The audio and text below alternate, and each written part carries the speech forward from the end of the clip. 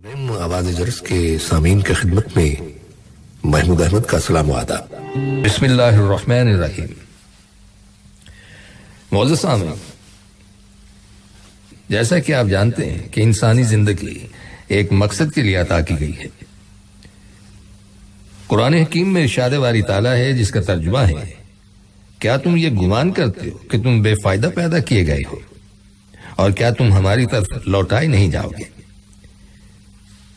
تو معلوم ہوا کہ انسان کے پیدا ہونے کا ایک مقصد ہے اور اس نے ایک دن اپنے پروردگار کی طرف لوٹنا ہے۔ لہذا جو کچھ ہم دنیا میں کرتے ہیں اس کا ہمیں بدلہ ملے گا۔ نیک کاموں کا اچھا بدلہ ملے گا اور برے کاموں کا برا بدلہ ملے گا۔ اب یہ انسان پر منحصر ہے کہ وہ کیسی زندگی گزارتا ہے۔ اللہ سبحانہ تعالیٰ کے یہاں ایک مستقل قانون ہے، جو بھی نیکی کرے گا وہ اچھا اجر پائے گا اور جو بھی برائی کرے گا وہ اس کی سزا کو بھگت کر رہے گا۔ یہ نہیں ہو سکتا کہ انسان دنیا میں رہ کر منمانی کرے اور اس کو پوچھنے والا کوئی نہ ہو۔ یہ کیسے ہو سکتا ہے کہ ایک آدمی کیکر کا درخت بوئے اور اس کے اوپر پھل لگ جائیں؟ جو کیکر بوئے گا اسے کانٹے ملیں گے، جو گناہ کرے گا اسے سزا ملے گی۔ اس دنیا میں بھی انسان کو گناہوں کی سزا مل کر رہتی ہے۔ چنانچہ کتنے لوگ تھے، کتنی قومیں تھیں جنہوں نے من مانی کی اور پھر ان پر اللہ تعالیٰ کا عذاب آیا۔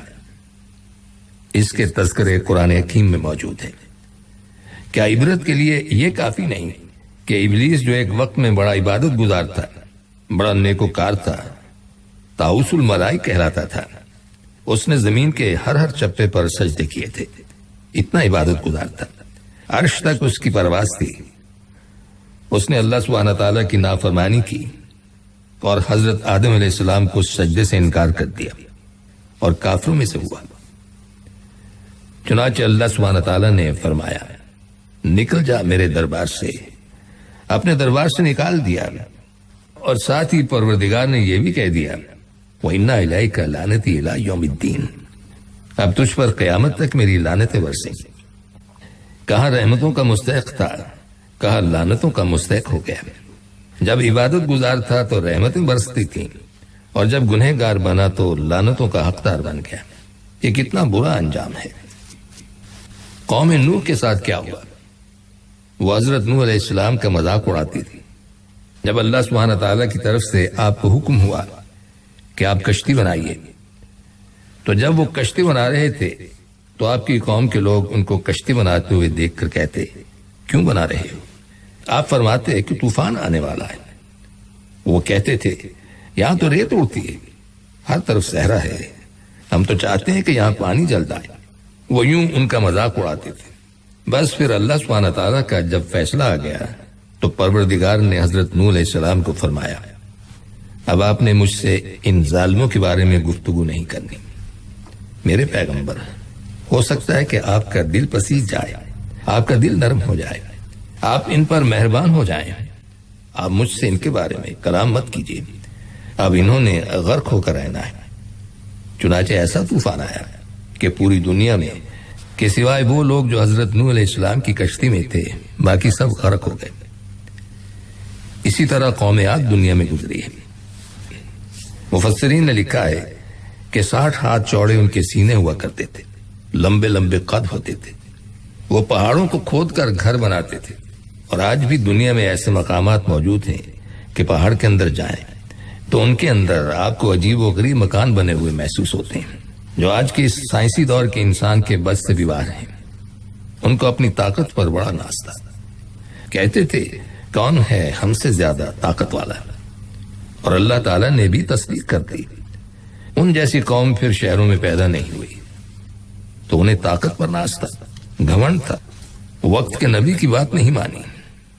اللہ تعالیٰ نے ان پر تیز ہوا کا عذاب بھیجا، اور وہ تیز ہوا بھی کیسی کہ مومن کو لگتی تو اتنی اچھی کہ دل خوش ہو جاتا، اور وہ کہتا کہ یہ ہوا تو چلنی چاہیے، لیکن کافر کے لیے وہ اتنی تیز کہ وہ ان کو پٹک کر زمین پر مارتی، حتیٰ کہ ان کی لاشیں ایسی بکھری تھیں جیسے کہ کھجور کے تنے بکھرے ہوئے پڑے ہوں۔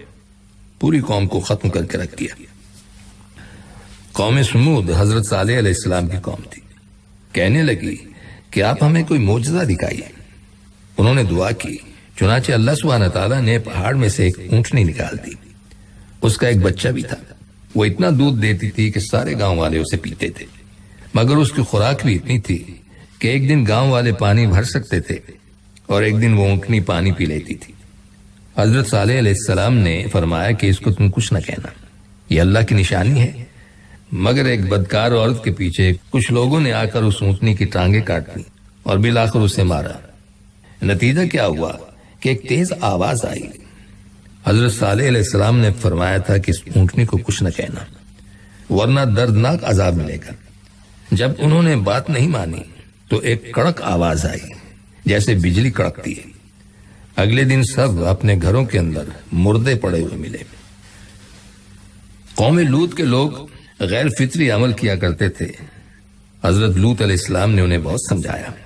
وہ الٹا مذاق کرتے تھے اور کہتے تھے کہ یہ بڑے پاک انسان ہیں۔ نتیجہ کیا ہوا کہ اللہ سبحانہ تعالیٰ نے فرشتوں کو بھیجا اور حضرت جبرائیل علیہ السلام نے زمین کے ٹکڑے کو اکھاڑا اور اکھاڑ کر آسمان کی بلندیوں تک لے گئے، حتیٰ کہ اس بستی کے مرغوں کی اذانیں پہلے آسمان کے فرشتوں نے سنی اور وہاں جا کر اس کو الٹ دیا اور ان کے اوپر پتھر برسائے۔ حضرت شعیب علیہ السلام کی قوم تاجر لوگ تھے، مگر ناپ تول میں کمی بیشی کیا کرتے تھے، ڈنڈی مارتے تھے۔ حضرت شعیب علیہ السلام نے ان کو بہت سمجھایا کہ ناپ تول میں کمی مت کرو، لیکن وہ باز نہیں آئے۔ قرآن حکیم میں ہے کہ ان پر بھی ایک زوردار آواز ایسی آئی، بجلی کی چمک جیسی، اور اس قوم کو بھی ختم کر دیا گیا۔ فرعون دنیا میں کتنا متکبر بادشاہ تھا، اپنی قوم سے کہتا تھا، دیکھو یہ ملک مصر یہ میرا ہے اور اس کا نظام آبپاشی کتنا زبردست ہے، نہریں بہتی ہیں، دریا بہتے ہیں، میں افضل ہوں، میری یکتائی کو دیکھو، اور یہ موسیٰ جو صحیح طرح بول بھی نہیں سکتے، ایسا تکبر۔ اور وہ یہ بھی کہتا تھا، انا ربکم الاعلی، یعنی میں بڑا پروردگار ہوں۔ بس پھر اللہ سبحانہ تعالیٰ کی پکڑ آئی۔ جب عذاب آ جاتا ہے پھر بندہ پیچھے ہٹنا بھی چاہے تو نہیں ہٹ سکتا۔ کہتے ہیں کہ جب فرعون دریا کے کنارے پہنچا تو اس نے دیکھا کہ حضرت موسیٰ علیہ السلام تو پار اتر گئے، تو یہ گھبرایا اور ڈرا کہ میں پانی میں نہیں جاتا۔ تو جب یہ ذرا گھبرایا تو جبریل علیہ السلام ایک گھوڑی پر سوار ہو کر آئے اور انہوں نے اپنی اس گھوڑی کو پانی میں ڈال دیا۔ اب فرعون کے گھوڑے نے جب گھوڑی کو دیکھا تو وہ اس کے پیچھے بھاگا، اب اس کے بس میں نہیں تھا۔ تو یہاں سے مفسرین نے نتیجہ نکالا کہ جب اللہ سبحانہ تعالیٰ کا عذاب آ جاتا ہے، اب بندہ پیچھے بھی ہٹنا چاہے، پروردگار اسے پیچھے نہیں ہٹنے دیتا۔ قارون کو اللہ سبحانہ تعالیٰ نے اتنا مال دیا تھا کہ اس کے خزانوں کی کنجیاں کئی اونٹوں پر لادی جاتی تھیں۔ اللہ کی شان، اتنا امیر بندہ کہ اس کے خزانوں کی کنجیاں اونٹوں پر لادی جائیں، مگر اس نے اس کو اللہ سبحانہ تعالیٰ کی نعمت نہیں سمجھا۔ کہنے لگا، یہ تو میرے خون پسینے کی کمائی ہے جو میں نے اپنے علم سے حاصل کی ہے۔ اب وہ سوچتا تھا کہ کسی طرح مجھے اس کی زکوٰۃ نہ دینی پڑے۔ چنانچہ اس نے حضرت موسیٰ علیہ السلام پر الزام لگانے کی کوشش بھی کی۔ بس پھر اللہ سبحانہ تعالیٰ کا عذاب آیا، اللہ تعالیٰ نے اس کو بھی زمین میں دھسا دیا اور اس کے مکان کو بھی زمین میں دھسا دیا، اور وہ دھستا ہی چلا جا رہا ہے۔ بنی اسرائیل پر اللہ سبحانہ تعالیٰ کی بے شمار نعمتیں تھیں۔ جب حضرت موسیٰ علیہ السلام نے اپنی قوم سے کہا کہ اے قوم، اللہ کی نعمتوں کا تذکرہ کرو، یاد کرو، اللہ تعالیٰ نے تم میں سے انبیاء بھی بنائے اور تم میں سے بادشاہ بھی بنائے، اور پروردگار نے تمہیں وہ کچھ دیا ہے جو جہانوں میں کسی کو نہیں دیا، مگر اتنی نعمتوں کے باوجود وہ گناہوں میں پڑ گئے، خواہشات کے پیچھے پڑ گئے۔ نتیجہ کیا ہوا کہ اللہ رب العزت نے ان پر عذاب بھیجا، ذلت اور مسکنت اللہ سبحانہ تعالیٰ نے ان پر پھینک دی، اور اللہ تعالیٰ کا ان پر غضب نازل ہوا، اور ایسا ظالم بادشاہ ان پر مسلط کر دیا جس نے ان کو ذلیل اور رسوا کر دیا، ان کو سر چھپانے کی کہیں جگہ نہیں ملی۔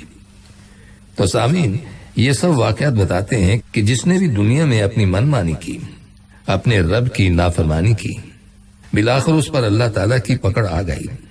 جلد یا بدیر کسی کو موقع مل جاتا ہے اور کسی پر جلد پکڑ آتی، لیکن آتی ضرور ہے۔ گناہوں کی سزا آخرت میں تو ملے گی ہی، دنیا میں بھی مل کر رہتی۔